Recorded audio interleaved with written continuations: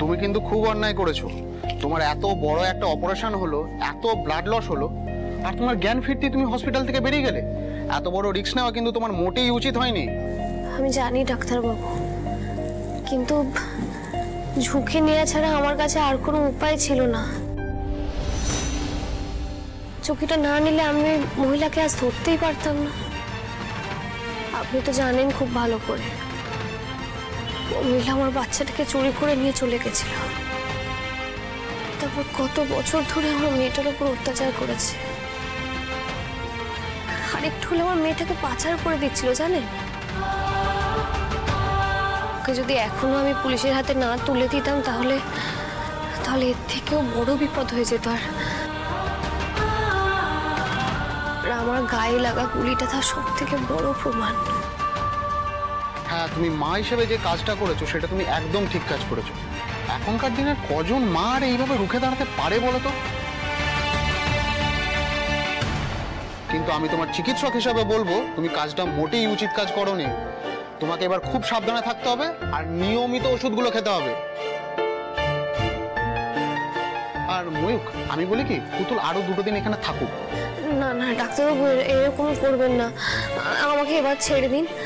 মেয়েটাকে কতদিন আর বাড়ির লোকের দায়িত্বে ফেলে রাখবো বলুন তো? আমাকে যেতে হবে, তাছাড়া মেয়েটা কি খাচ্ছে কি করছে কিছুই তো জানি না। আমি আর এখানে থাকতে পারবো না ডাক্তারবাবু, আপনি প্লিজ আমায় ছেড়ে দিন। মেয়েটার জন্য আমার বড্ড চিন্তা হচ্ছে। তুমি কেন জেদ করছো? মিষ্টিকে দেখার জন্য তো আমি আছি। আর ডাক্তারবাবু কি বললো শুনলে না? আর মাত্র 2 দিন ওয়েট করে যাও, সুস্থ হয়ে যাবে, তারপর বাড়ি ফিরে যাবে। না না, আমার মন মানছে না গো। আমি তো বললাম ডাক্তারবাবু যা বললেন আমি সব শুনবো। আমাকে বাড়ি যেতে দাও প্লিজ। আচ্ছা আচ্ছা, একটু শান্ত। এখন এত উত্তেজনা ভালো না, আবার ব্লিডিং শুরু হয়ে যেতে পারে। আচ্ছা, তুমি বাড়ি যেতে পারো। আমি রিলিজ লিখে দিচ্ছি। কিন্তু খুব সাবধানে থাকতে হবে আর নিয়মিত ড্রেসিংটা করবে। কমপ্লিট বেড রেস্ট, এটা মাথায় রাখবে। হ্যাঁ, তাই হবে ডাক্তারবাবু।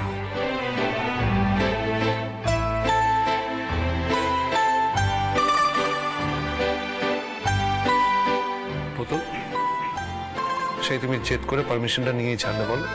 তোমাকে আর মেয়েকে চোখের সামনে দেখলে আমি এমনিই তাড়াতাড়ি সুস্থ হয়ে যাব। বলছি, আমার মিষ্টিটা ঠিক আছে তো? আমি তো মিষ্টিকে বরকার কাকিমণির সাথে বাড়ি পাঠিয়ে দিয়েছি। তারপর থেকে আর বাড়ি যায়নি। বাড়িতে আর কি হবে, নিশ্চয় ঠিকই আছে।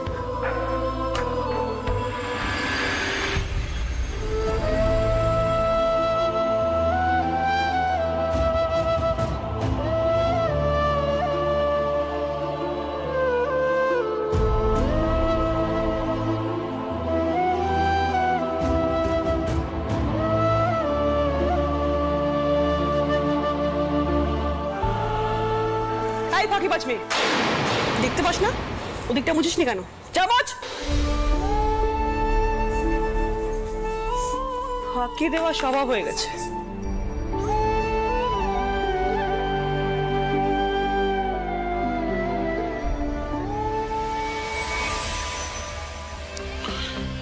মিতুল বলছি, আমি অফিসে যাচ্ছি। হ্যাঁ,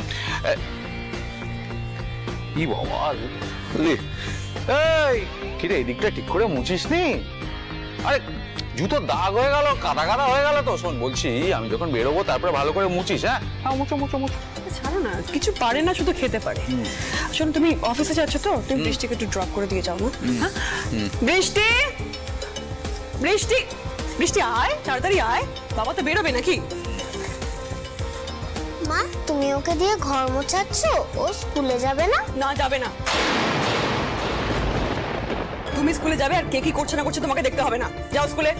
না, আমি স্কুল যাব না। তুমি কেন মিষ্টিকে দিয়ে বাড়ির কাজ করাচ্ছ?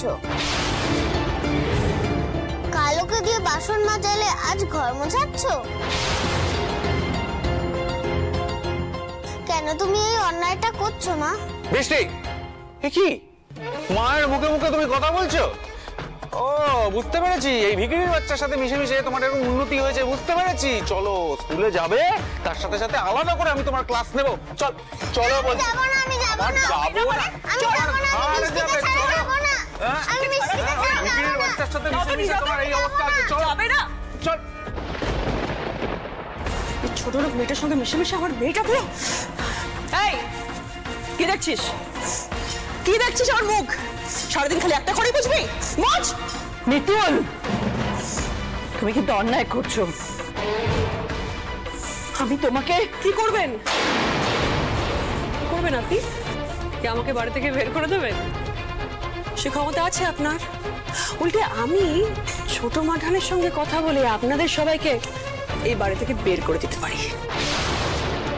শুনুন, এই মেয়েটাকে দিয়ে আমি ঘর তো মোছাবই, আর আমার যা যা করানোর ইচ্ছা আমি সব করব। মিষ্টি, দিদি তুই মিষ্টিকে দিয়ে ঘর বোঝাচ্ছিস? মিষ্টি ওঠ, মিষ্টি ওঠ, তোর এত বড় সাহস, আমার মেয়েকে দিয়ে ঘর মোছাচ্ছিস? মিষ্টি ওঠ, ওঠ দেখি। হ্যাঁ, অনেক বড় সাহস হবে, আর বেশ করেছি। এই জানিস তো পুতুল, কালকে না আমি ওকে দিয়ে বাসনও মাজিয়েছিলাম।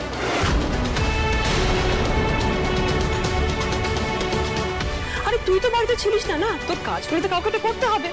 তুই ছিলিস না, তোর মেয়ে কাজগুলো করে দিয়েছে। তুই আমার মেয়েটাকে চাকর বানিয়েছিস, তোকে আমি। কি করবি তুই? মারবি? মার মার মার। বেশি পাকা তো তোর মেয়েকে আমি কি করবো? বসে বসে খাওয়াবো? হ্যাঁ, এই শোন, হাড়ি না আলাদা হয়ে গেছে, আর তোর মেয়ে যদি উড়ে এসে আমার ঘাড়ে এসে পড়ে, আমার কি করার আছে? আমি বিনা পয়সা তো খাওয়াতে পারবো না বস। ছোট মাটন বলে দিয়েছেন কেউ যেন বিনা পয়সায় না খায়, তাই জন্য তোর মেয়েকে কাজ করে খেতে হয়েছে। শোন, যেমনি কাজ করেছি তেমনি এত এত কিলিয়েছি। এই যে শোনো, একদম মিথ্যা কথা বলবে না। তুমি ওকে কিচ্ছু খেতে দাওনি কালকে থেকে। মিতুল, তুমি কি মানুষ? আমি মিষ্টিকে হসপিটাল থেকে বাড়ি পাঠিয়ে দিয়েছিলাম যাতে ওর কোনো কষ্ট না হয়। এখন দেখছি আমার কাছে থাকলেই ভালো হতো। আমি তো ভুলেই গেছিলাম তোমার মতো একটা নীচ মানুষ এই বাড়িতে আছে। এই shut up. You shut up. একদম আমার সামনে গলাবাজি করবে না। ও বাবা, 4 পয়সার মুরুদ নেই, তার গলার তেজ দেখেছো? ভিকিরি একটা লুজার, না পারে মেয়েকে একটা ভালো জামা কাপড় দিতে, না পারে ভালো খাবার খাওয়াতে, আবার তেজ দেখাচ্ছে। তেজ খালি আমাদের উপরই। পুতুল মরলিও না, না মানে সিরিয়াসলি গুলি লাগলো, এত কিছু হলো, জমে যাওয়া উচিত। তুই এতটাই অসহ্য যে জমও তোকে বাড়ি পাঠিয়ে দিল।